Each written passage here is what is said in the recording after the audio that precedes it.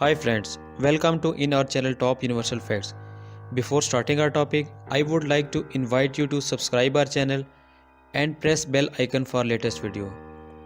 Friends, today our topic is about Christchurch shootings in which 49 dead in New Zealand mosque attacks. Friends, 49 people have been killed and 48 wounded in shooting at two mosques in Christchurch, New Zealand in the nation deadline attack. Prime Minister Jacinda Ardern described it as a terrorist attack and one of New Zealand's darkest day. A gunman identified himself as an Australian live streamed the rape at Al Noor Mosque to Facebook. He has espoused racist anti-immigrant views. Police say a man in his late 20s has been arrested and charged with murders. Two other men and one woman were also detained. No names have been made public. Firearms and explosive devices were recovered, Police Commissioner Mike Bush said about this terrorist attack. The gunman live streaming the attack from a head-mounted cameras said he was a 28-year-old Australian called Britton Tarrant. The footage show him firing at men, women and children from close range inside the Al Noor Mosque.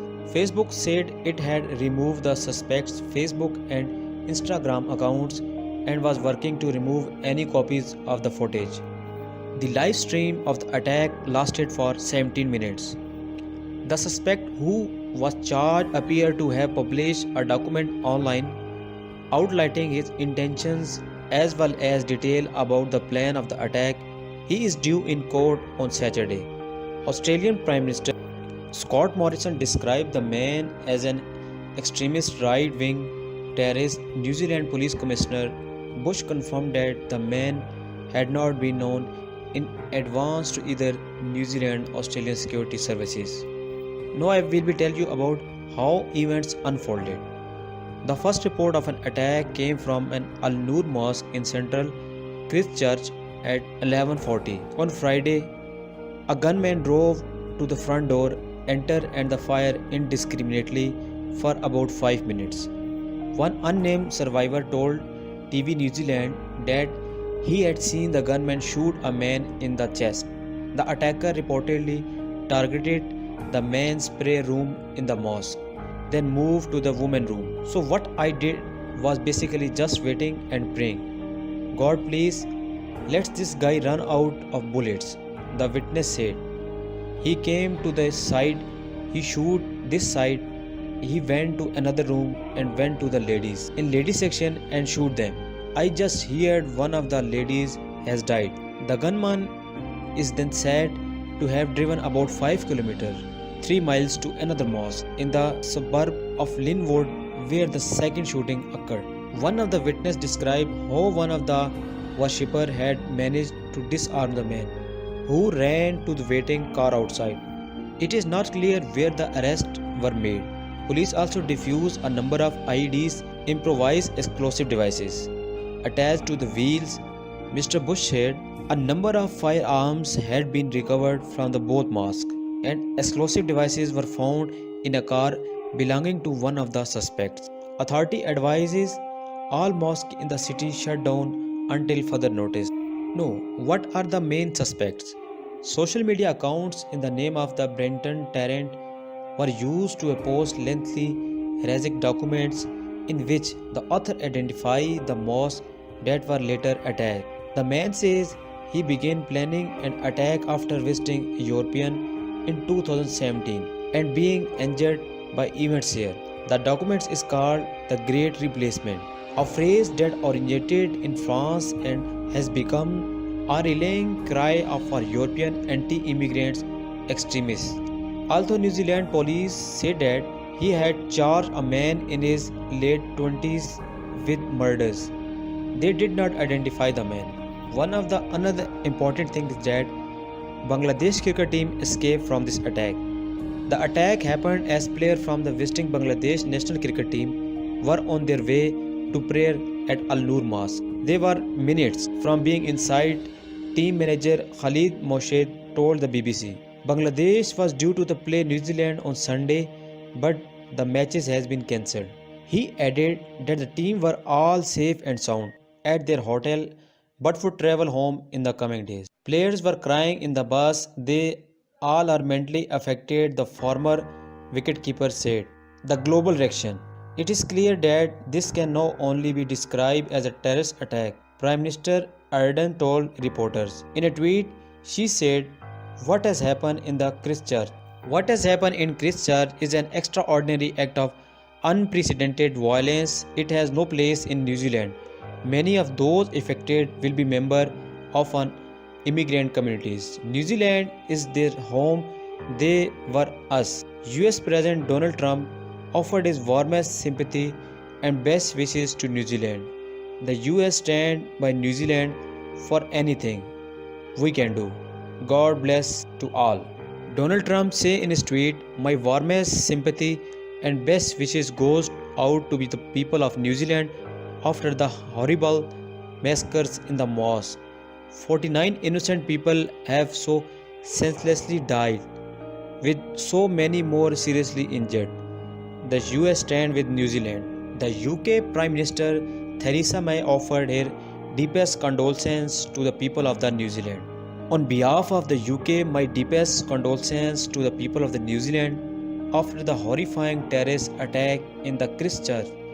My thoughts are with all those affected by this sickening act of violence. The Queen of the royal family tweeted is, "The Queen has sent the following message to the people of the New Zealand. I have been deeply saddened by the appalling events in the Christchurch today. Prince Philip and I send our condolences to the families and the friends of those who have lost their lives.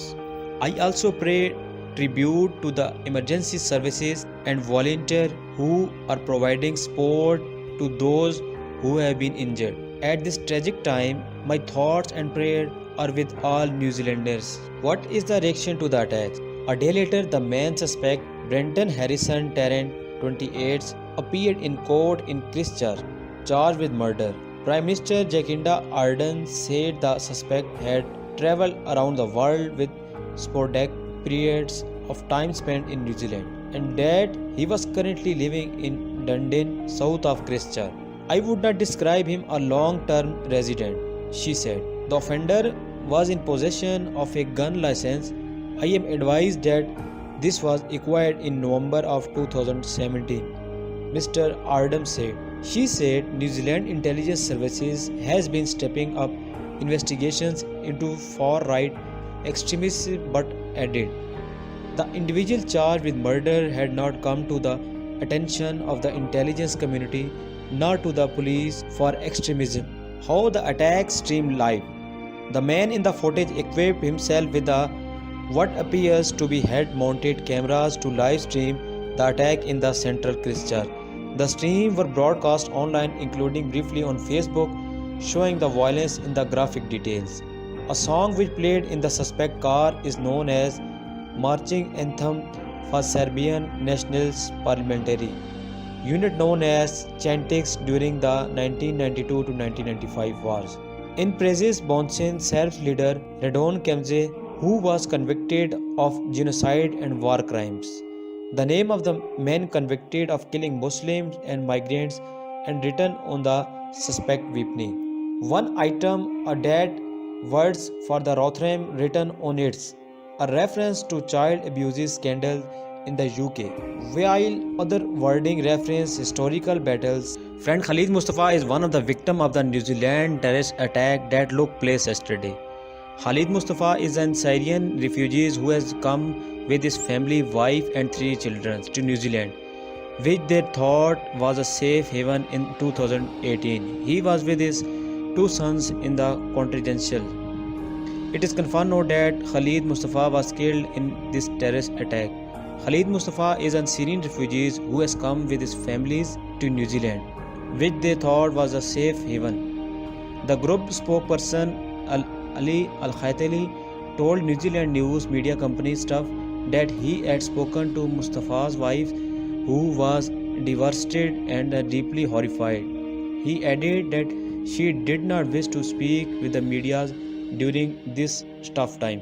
On Saturday, authorities in New Zealand confirmed that 6 Pakistanis had lost their lives in Christchurch mosque attack. Amongst the six Pakistani was 27-year-old Arib Ahmed, a resident of Karachi, who was the only son of his parents. Arib, a chartered accountant by profession, had traveled to New Zealand on behalf of his company in Pakistan. Shortly, Arib's cousin posted a message on his Facebook page. Here is what we know. 49 people have been killed at the two Christchurch Mosque in what Prime Minister Jacinda Ardern calling one of the New Zealand's darkest days.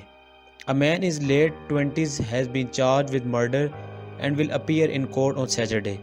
48 patients, including children, are being treated in Christchurch Hospital for the gunshot wounds ranging from a minor to critical. Police have evacuated properties near a location of interest in Dunedin in relation to attack. Tributes are pouring in from world leaders including US President Donald Trump and the Queens of royal families. New Zealand national security threat level has been lifted from low to high for the first time in the country of history. 4 people have been arrested, including one woman and other person. One of the shooters have been confirmed as an Australian citizen. The 4 individuals in custody were not on a watch list. The shooting took place at a mosque and on Dean Evans and another in Lindy Away. I am also shocked to hear about the incident unfolding in Christchurch. My heart goes out to the families and I stand with the Canterbury communities. My thoughts are with our Muslim communities here in Christchurch and with look out for each other and stay out for the all persons. Our thoughts and our prayers are with those who have been impacted today. Christchurch was the home of these victims. For many, this may not have been the place they were born.